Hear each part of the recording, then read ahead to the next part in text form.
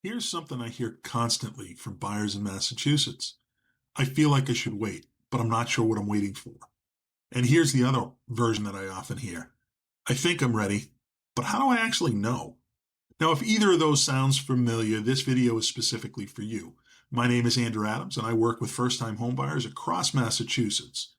What I've found after working with dozens of buyers is this.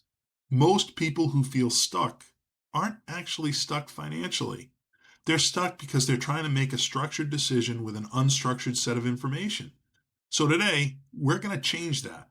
Not with hype, not with urgency, but with clarity. By the end of this video, you'll have a concrete framework to answer one question honestly. Am I actually ready to buy? Or am I just impatient? Let's start by clearing the noise. When you go online and search, should I buy a house now? You're going to get a very specific kind of answer. It's going to be about interest rates. It's going to be about inventory levels. It's going to be about what the Fed might or might not do. And all of that information is technically real, but almost none of it is personally relevant to you. Here's why. The housing market is a macro story. Your life is a micro story.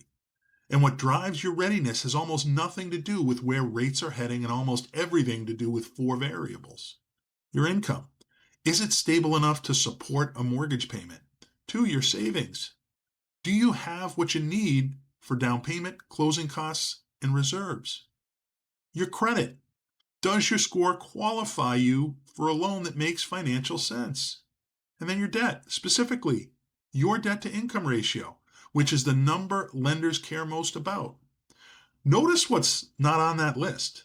Not rates, not the election, not what your coworker paid for their house in 2021. Those are headlines. What I just gave you are levers, and levers are things you can actually control. Now, I want to introduce you to something that I use with every buyer I sit down with, and I call it the 4C Clarity Framework. There are really four questions that replace do I feel ready with do my numbers say I'm ready? First is context. What's your actual life situation right now? Your income, savings, debt, employment stability. And where do you want to be in 5 years? Then we have our constraints. What are your real financial limits? Your credit score, debt to income ratio, available down payment, monthly payment ceiling. And then you have choices. Given your context and your constraints, what options actually exist for you? Not all options, your options, specific neighborhoods, price ranges, loan types. And then the consequences. What happens if you buy now versus wait 12 months? Run the real numbers, not feelings, but figures. Let me walk you through each one, starting with context. Context is the full picture of your life right now, not your life in 2 years, but now. How long have you been in your current job? Is your income W-2, 1099, or maybe a combination? Do you have a partner whose income is part of this equation? Are you planning to stay in Massachusetts for at least the next 3 to 5 years? Now, that question matters more than people realize. Real estate is not a liquid asset. If there's a meaningful chance you're relocating, a 30-year mortgage signed today might not be the right tool. That's not a failure, it's just context. And then we need to talk about constraints. Now, constraints are your financial floor and ceiling. They're not personal, they're mathematical. Your credit score. Most conventional loans want to see a 620 minimum. FHA is a little bit more flexible. But the 740 plus puts you in the best rate tiers. Now your down payment. In Massachusetts, the median home price hovers around 500 to 600,000 depending on the region. That means a 5% down payment is about $25,000 to $30,000 before closing costs. Debt to income ratios. Lenders generally want your total monthly debt payments, including your new mortgage, to be under 43% of your gross monthly income.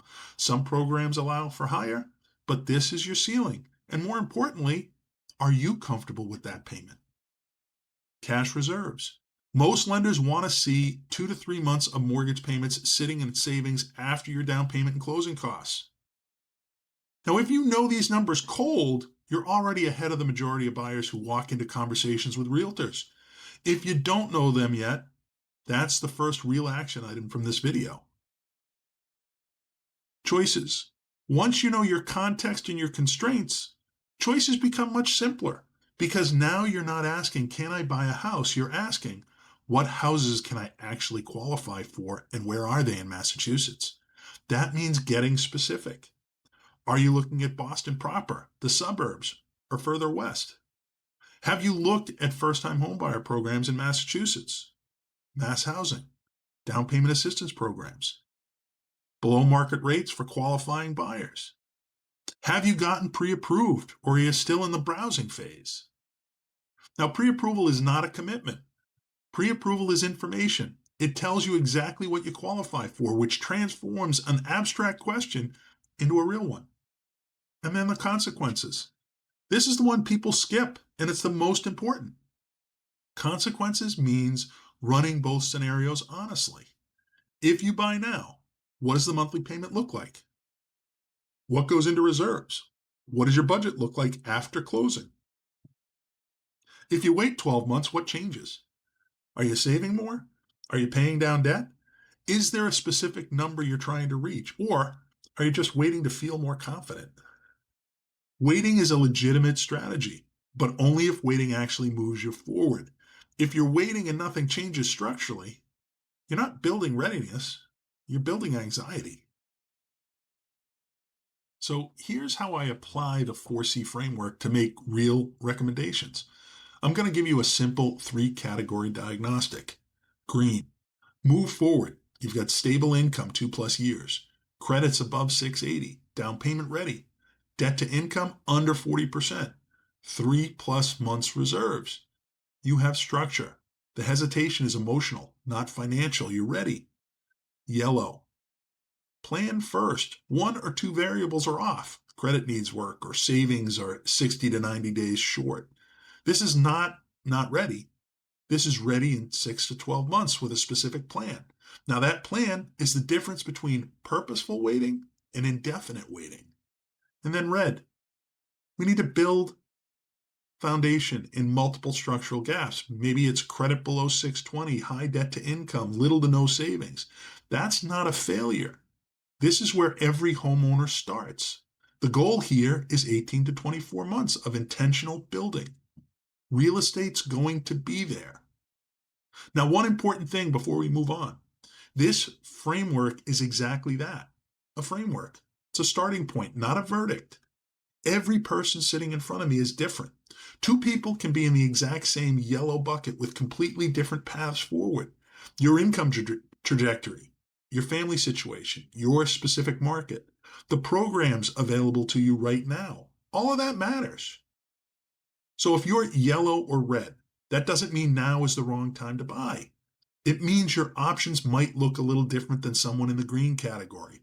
It might mean a different loan product, a different price range, a different neighborhood than you originally had in mind. Or it might mean a conversation with a lender reveals you're closer than you thought. What the framework does is make sure you walk into that conversation with your eyes open, not with hope as your only strategy. Clarity first, then options, then decisions. Now, here's why this structure matters more than a gut feeling. Buyers who struggle most after purchasing are not the ones who bought in a high rate environment or in a competitive market. They're the ones who bought before they understood their own numbers. The surprise costs, the reserve running low, the payment that felt fine until it didn't. And the buyers who regret waiting are not the ones who waited for a specific financial milestone. They're the ones who waited for a feeling, and that feeling never clearly arrived, so they kept waiting. Now, a plan reduces anxiety more than waiting does. Clarity, even uncomfortable clarity, is always better than ambiguity. Most buyers don't lack the money, they lack the map. I want to be really clear about something. This decision belongs to you. No realtor, no lender, no family member, and no YouTube video should make this call for you. What I can do is give you a structure that removes the noise so you can hear your own answer clearly.